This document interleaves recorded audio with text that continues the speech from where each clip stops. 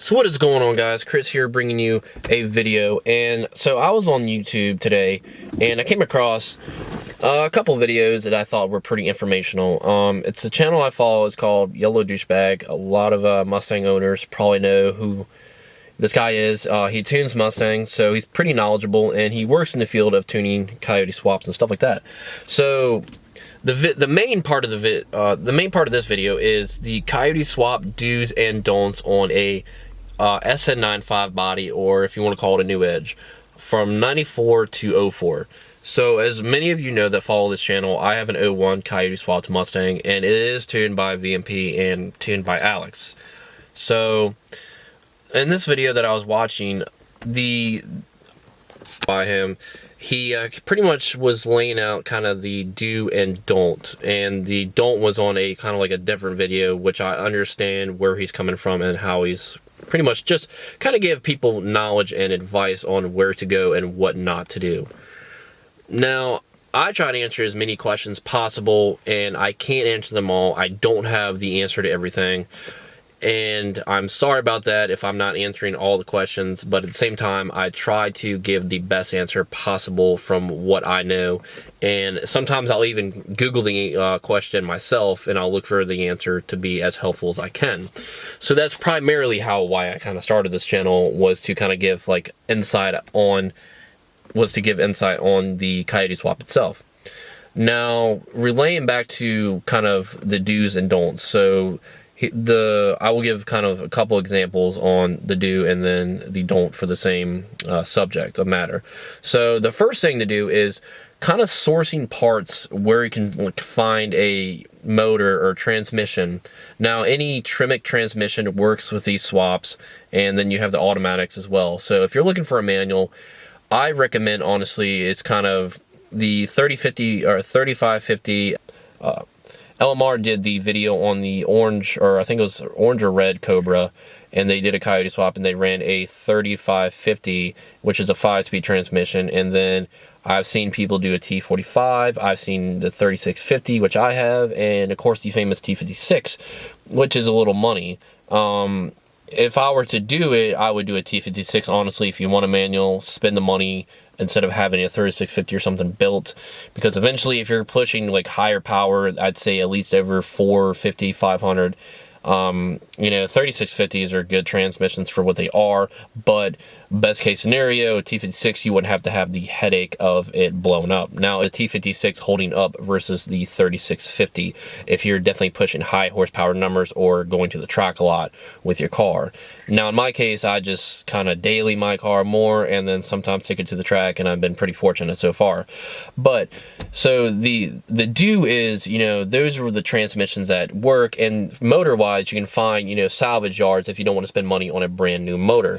Now, a lot of people want to know where I got my motor. I got my motor through Tasca Ford, which is, I got it drop shipped to my house from Ford itself. So it came as a crate motor, brand new in the box, and it said Ford all over and stuff like that. And I got the control pack harness with it as well. Now, there are companies like LMR and American Muscle that do sell them, I think, as a combination where you can get a little more money off if you buy the combo, I guess.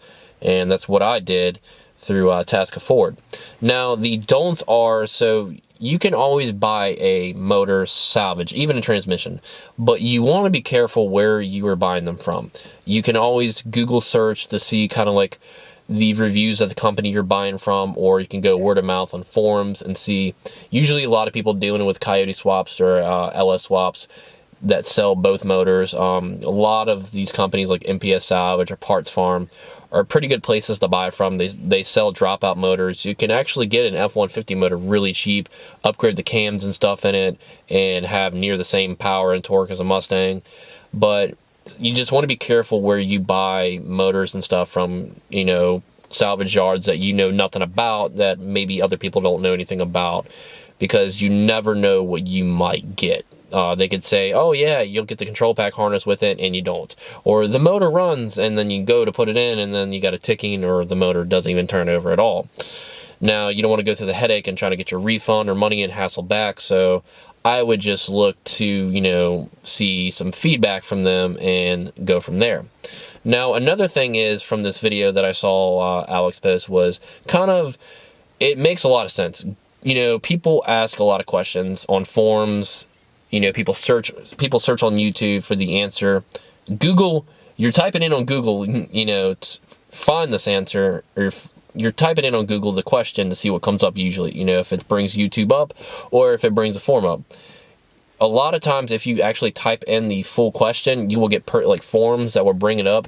Let's stick to Google more and forums and stuff rather than YouTube, because when you type in on YouTube and you have no idea what the video is actually going to be, and you type in how to change Mustang brakes, it could be a video of somebody just showing off their Mustang, and then, you know, a minute of, oh, yeah, I took the brake off, and then it cuts the scene where the brake is already on the car, but they're not showing you how to do it. The title of the video is maybe how to change brakes on a Ford Mustang 2001 Mustang GT.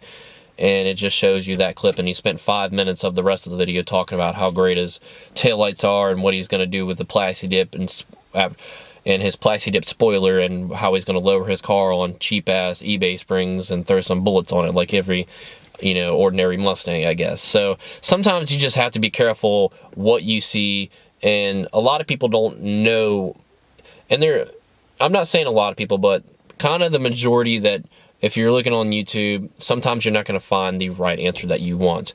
Now, another thing you can do is you can actually, you know, people that deal with, for example, VMP, that if you have a supercharger question, or if you have a Coyote swap question, you can call these companies like Power by the Hour.